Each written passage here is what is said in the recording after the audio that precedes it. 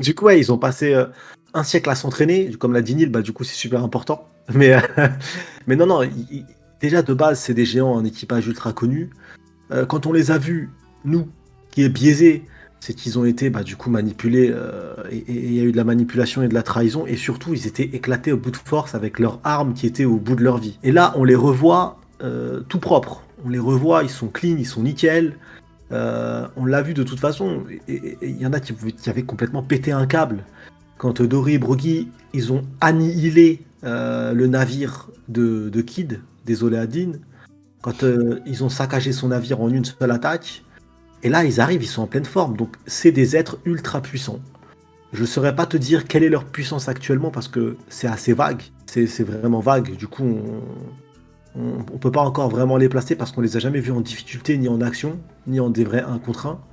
Mais en tout cas, ce qui est sûr, c'est que des êtres à pas prendre à la légère. Je sais qu'il y en a, ils ont l'indécence ou l'impudence, comme vous voulez, de les comparer à Mr. Tree. Mais non, non, c'est des monstres qui peuvent naviguer dans le Nouveau Monde en pleine sécurité et qui peuvent venir directement dans une île où c'est clairement l'enfer, sans stress, le rire aux lèvres et repartir en se tapant une barre de rire avec Joy Boy. C'est des monstres. Tu sais, ils sont vraiment là en mode on rit. Ils sont imprégnés de l'esprit Nika, tu vois, voire même plus que Luffy, parce qu'à un moment il y a Luffy qui est un petit peu en mode agacé, voilà. Et ils sont là, ils rigolent. Tu sais, moi ce que je disais, c'est vas-y Broggy, moque-toi, t'as raison, ris. Tu sais, la situation est quand même, mine de rien, assez compliquée, hein, dans la mesure où tu ne peux pas aller au-delà d'une immortalité d'adversaires plutôt redoutables, ils sont là, ils rigolent. Et donc je trouve ça fou. Je comprends pas qu'on ne puisse pas les aimer, si ce n'est pour le fait, comme tu l'as dit, Sunny, voilà, vis-à-vis de Kid.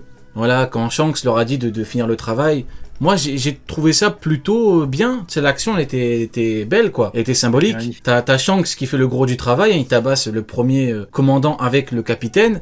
Et dit aux géants, terminez le travail parce que c'est... en fait, ce qu'il faut comprendre, c'est que ils sont venus sur les terres des géants. Shanks, c'est pas juste pour chier sur Kid qu'il a fait ça. C'est métaphoriquement, voilà, c'est plutôt imagé. C'est tu viens sur nos terres, tu dois assumer. Et donc, c'est les géants qui viennent et qui t'exterminent, qui exterminent tes rêves. Voilà, les derniers grammes de rêve qu'il te restait. Via ton bateau, on le détruit. Donc je trouve ça plutôt bien. Mais bon, voilà, Dory et Broggy incroyable dans le chapitre. Ouais. C'est carrément dit par Kid lui-même pendant le post-Marineford. Kid arrive et dit les gars, si vous n'êtes pas capables de survivre dans le Nouveau Monde, vous n'avez rien à faire ici. Et il met des gens sur des croix pour les torturer. Donc à partir du moment où il subit ce qu'il a fait subir, frérot, c'est que t'étais pas prêt à être dans le Nouveau Monde. Les big termes, hein. Vraiment les big termes, hein. Mine de rien, il a eu le sort qu'il réservait aux autres, effectivement. Et le pire, c'est que pour le cas de Kid, on sait pas si c'est les ennemis en question qui l'avaient attaqué, tu sais. Alors que là, pour le coup, c'est lui qui a attaqué la flotte de Shanks. Donc c'est encore plus prononcé à ce niveau-là, tu vois. Il a un petit peu l'audace de l'imprudence, comme dirait Sunny, de partir directement chez les géants. Et d'en plus, et c'est double faute, hein, et d'en plus d'attaquer la flotte de Shanks, ouais, c'est fait punir, effectivement. T'as tout dit. Bon, écoute, parfait. Maintenant, là, on entre dans les big problèmes à Kideroa. Parce que là, nous avons un membre des doyens. Donc, nous avons la créature Oki, qui est le doyen Topman, qui dit, moi aussi, je vais faire un hurlement. Moi aussi, je vais crier. Sauf que lui, en fait, quand il crie, c'est pas juste pour donner un signal. Lui, quand il crie, c'est pour envoyer du haki des rois. C'est pas le haki des malfrats, c'est pas le haki des rats. C'est le vrai haki. Là, c'est du haki des rois. Haki des rats. Effectivement. Là, c'est un vrai truc. Là, et le pire, hein, c'est que c'est du haki des rois qui est envoyé avec un cri. Parce que là, t'as les géants qui se cachent avec un bouclier. T'as Luffy qui met ses bras. T'as Luffy, clairement, il perd, du coup, c'est un peu le truc en mode van, il perd son chapeau, cicatrice et tout. Et là, on a une big confirmation. Hein. Là, c'est gros éclair, c'est mousse, et c'est confirmation à qui des rois. Donc, deux sujets en un. Déjà, Neil, qu'est-ce que t'as pensé de cette révélation de Haki des rois qui, mine de rien, c'est folle. Et bien évidemment, on ne peut pas y échapper, Neil. C'est très bien que je vais parler d'un personnage qu'on admire tous, hein, de par la faculté qu'il a eu à empêcher Marco de sauver son petit-fils à Marineford. On l'admire parce que voilà pour ses liens privilégiés avec son meilleur ami qui bien évidemment qui tue des bébés. Bien évidemment Garp, hein, qui des rois, qui des malfrats. Donc 2 questions en une, Neil. Qu'as-tu pensé de la révélation et qu'est-ce que tu penses de la différence de traitement factuel, hein, qu'il y a entre les deux? Moi, je pense déjà le fait de transformer, avant de parler de Haki des rois, hein, le fait de transformer ses défenses en épée pour attaquer, frérot, il t'a surclassé son propre fruit.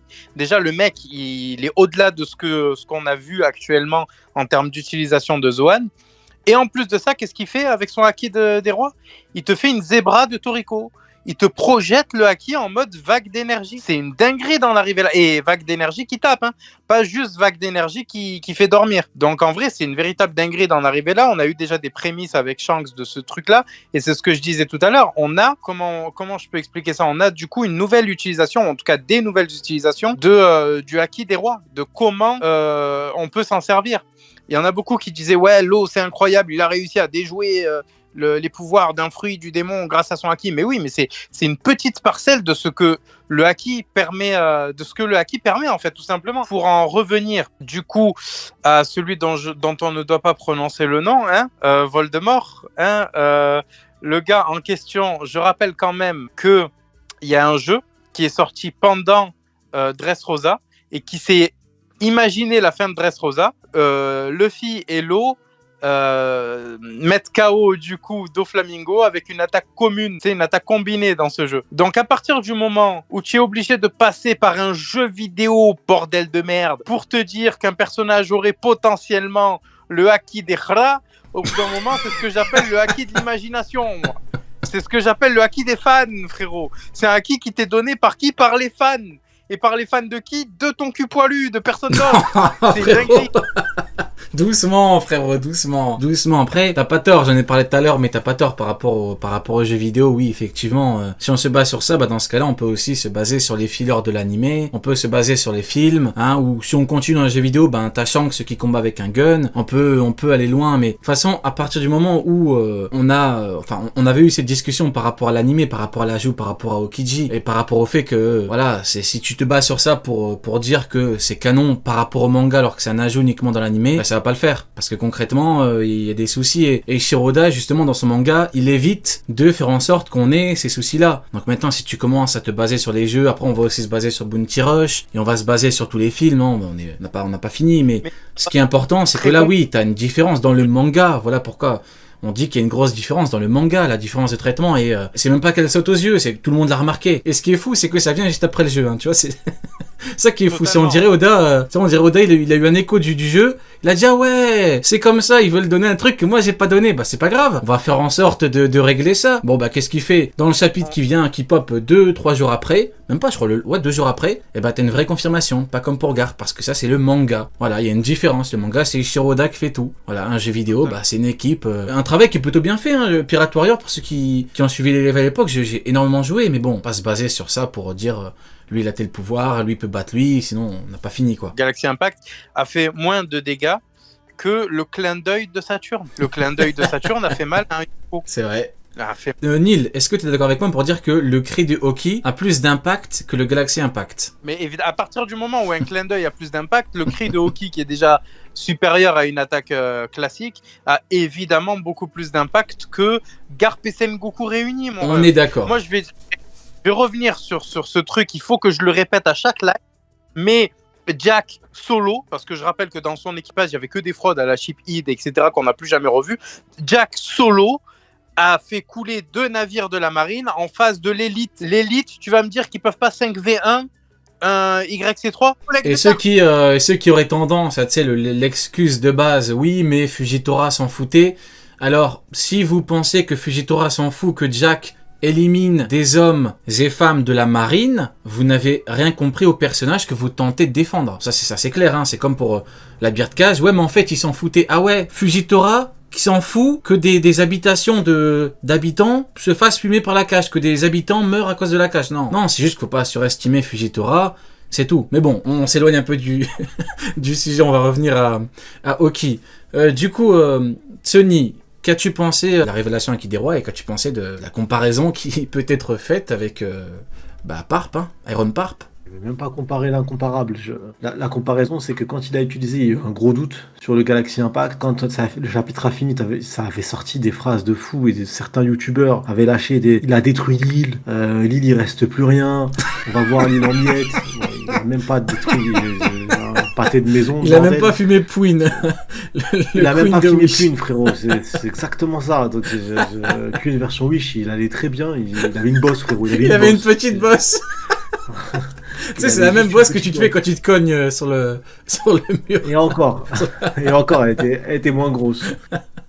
Donc, je vais pas avoir l'indécence de comparer ceux deux-là. Là, son Aki des Rois, il est terrifiant et ça me paraît logique en fait. Ce qui est cool, c'est que c'est des personnages nouveaux. Donc, comme on les a jamais vus avant, contrairement aux Amiraux, on peut tout avoir. Et ça, c'est plutôt cool.